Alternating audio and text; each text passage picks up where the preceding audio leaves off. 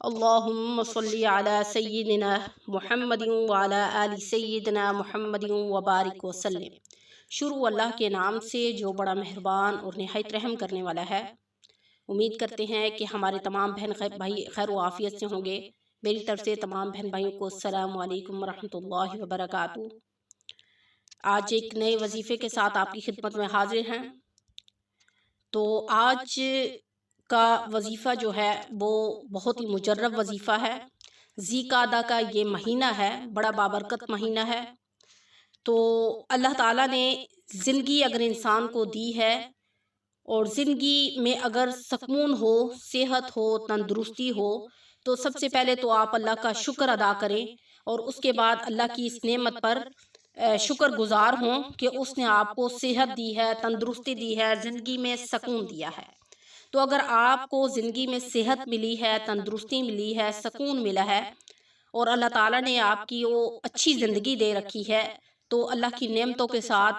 اور ان سانسوں کے ساتھ فائدہ اٹھاؤ۔ تو ان سانسوں سے فائدہ کس طرح اٹھایا جا سکتا ہے کہ اپنے آپ کو ذکر و اذکار میں مشغول کرو، کیونکہ جب ہم اللہ کا ذکر نہیں کرتے تو ہمارا دل مردہ ہو جاتا ہے۔ اللہ تعالیٰ خود قرآن مجید میں فرماتا ہے کہ الذین آمنوا تطمئن قلوبہم بذکر اللہ الا بذکر اللہ تطمئن القلوب، بے شک اللہ کا ذکر جو ہے وہ دلوں کا اطمینان بخشتا ہے۔ تو جب ہم دیکھیں، ایک مثال ہے کہ اگر آپ کسی پودے کو لگاتے ہیں اور جب تک آپ اس کو پانی دیتے رہتے ہیں تو وہ سرسبز رہتا ہے، اس پہ پھل فروٹ بھی لگتے ہیں اور مطلب اس میں ایک روز کی جو ہے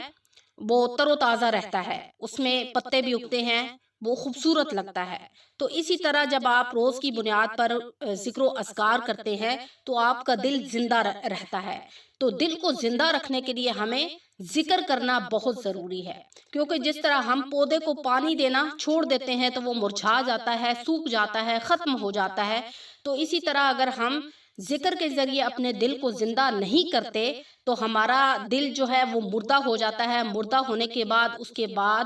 مہر جباریت لگ جاتی ہے، اور جب مہر جباریت لگ جاتی ہے گناہوں کی وجہ سے تو انسان کی آخرت بھی خراب ہو جاتی ہے اور دنیا میں بھی وہ انسان جو ہے اللہ کی پکڑ میں آ جاتا ہے۔ تو لہٰذا اگر ذکر کے ذریعے ہم اس دل کو تر و تازہ رکھیں گے، اللہ کو یاد کریں گے، 5 وقت کی نماز ادا کریں گے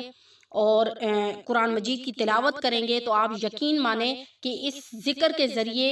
اللہ تعالیٰ جو ہے آپ کے دلوں میں بھی سکون رکھے گا، آپ کے گھروں میں بھی سکون رکھے گا۔ اور میں قسم کھا کے کہتی ہوں کہ اگر آپ ذکر کر کے دیکھیں اللہ کا، ہر وقت اپنے دل کو اللہ کی یاد میں مصروف رکھ کے آپ دیکھیں، آپ کے گھروں میں لڑائی جھگڑے ختم ہو جائیں گے، آپ کے گھروں کی پریشانیاں ختم ہو جائیں گی۔ کیونکہ یہ جو لڑائی جھگڑے ہوتے ہیں، یہ جب انسان کے گھروں میں اعمال ختم ہو جاتے ہیں، مثال کے طور پر ہم دن بدن برائی کی طرف بڑھنے لگتے ہیں، ہم برائی کی طرف بڑھتے ہیں، ہم گھروں میں ذکر و اذکار نہیں کرتے، اللہ کو یاد نہیں کرتے، ہر وقت ہم لوگوں کے ساتھ برے رویے رکھتے ہیں، ہر وقت ہم دنیا میں مگن رہتے ہیں، برے کام کرنے لگتے ہیں، برے فعل کرنے لگتے ہیں، تو اللہ کی پکڑ میں آ جاتے ہیں۔ دلوں کا سکون ختم ہو جاتا ہے، دماغوں کا سکون ختم ہو جاتا ہے، پریشانیاں بہت زیادہ بڑھ جاتی ہیں، کیونکہ اللہ تعالیٰ انسان کو ڈھیل دے کے کھینچ لیتا ہے اس کی رسی۔ کیونکہ جب انسان بہت زیادہ دنیا کی طرف مگن ہوتا ہے تو اللہ تعالیٰ اس کی ڈھیلی رسی کو کھینچ کے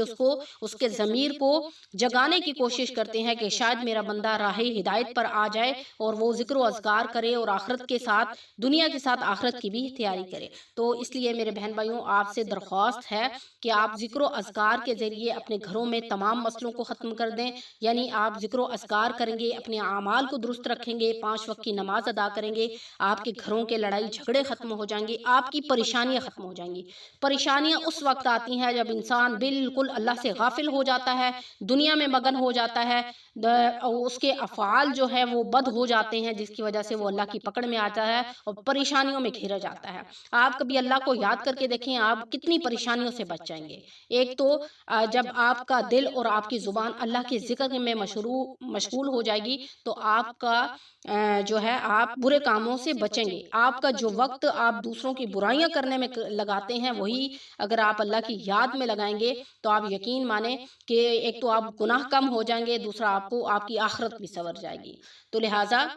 آپ جب ذکر کریں گے تو اللہ تعالیٰ آپ کے رزق میں بھی اضافہ فرمائیں گے، آپ کی پریشانیوں کو کم کر دیں گے، آپ کے گھروں میں برکت نازل ہونا شروع ہو جائیں گی، اتفاق سلوک شروع ہو جائے گا، غیبی ایسی مدد شروع ہوگی کہ اللہ تعالیٰ آپ کو غیب کے خزانوں سے نوازے گا۔ تو آج میں عمل آپ سے ایک شیئر کرنے لگی ہوں، اللہ کا ایک اسم اعظم ہے یا وہاب، یہ رزق کے لیے بہت ہی مجرب عمل ہے۔ آپ یقین مانیں میں نے خود اس عمل کو کر کے دیکھا ہے، اللہ تعالیٰ نے ہمیں غیب سے اتنا نوازا ہے کہ رزق کے دروازے کھل گئے ہیں۔ تو جو رزق ہے، جو فراوانیاں ہیں، جو نعمتیں ہیں، یہ اللہ کی بہت بڑی بڑی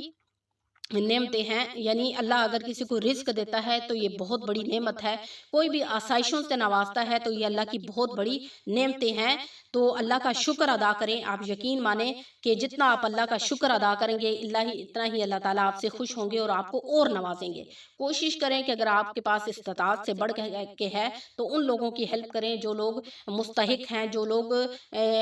جن لوگوں کے پاس اتنا نہیں ہے۔ تو جب آپ کسی کی مدد کرتے ہیں، خدمت خلق میں اہم کردار ادا کرتے ہیں تو اللہ تعالیٰ آپ سے خوش ہوتا ہے۔ تو آج جو بات عمل کی ہو رہی تھی، یہ عمل جو میں آپ سے شیئر کرنے لگی ہوں، اگر آپ کو لگتا ہے کہ آپ کے رزق کی قلت ہے یا آپ رزق کے حوالے سے پریشان ہیں یا کسی بھی پریشانی میں مبتلا ہے، تو آپ 1000 مرتبہ یا وہابو اس کا ورد کریں تو زیادہ بہتر ہے۔ کسی بھی وقت آپ اس کا ورد کر سکتے ہیں، لیکن اگر آپ اتنی تعداد میں نہیں پڑھ سکتے تو آپ 313 مرتبہ پڑھ لیں، اور 313 مرتبہ کی جو تعداد ہے وہ بھی کثیر میں شامل ہوتی ہے۔ تو لہٰذا آپ اول آخر 11 مرتبہ درود ابراہیمی پڑھنے کے بعد 313 مرتبہ یا وہاب، یہ اسم اعظم ہے، اس کا آپ وظیفہ کریں۔ آپ اس کے بعد دعا کر کے دیکھیں، آپ یقین جانیں کہ اس کا 100% رزلٹ آپ کو کامیابی کے ساتھ ملے گا۔ بہت مجرب یہ عمل ہے، یہ ذکر ہی ہوتے ہیں جس کے ذریعے انسان کے دل کو سکون ملتا ہے، انسان کا دل تر و تازہ رہتا ہے، انسان کا دل زندہ رہتا ہے، مردہ نہیں ہوتا۔ بہت مجرب یہ عمل ہے، آپ ضرور کریں اور میری ویڈیو کو آگے بھی شیئر کیا کریں تاکہ ان لوگوں کو بھی اس سے فائدہ ہوا کرے۔ انشاءاللہ نیکسٹ وظیفے کے ساتھ آپ کی خدمت میں حاضر ہوں گے۔ السلام علیکم ورحمۃ اللہ وبرکاتہ۔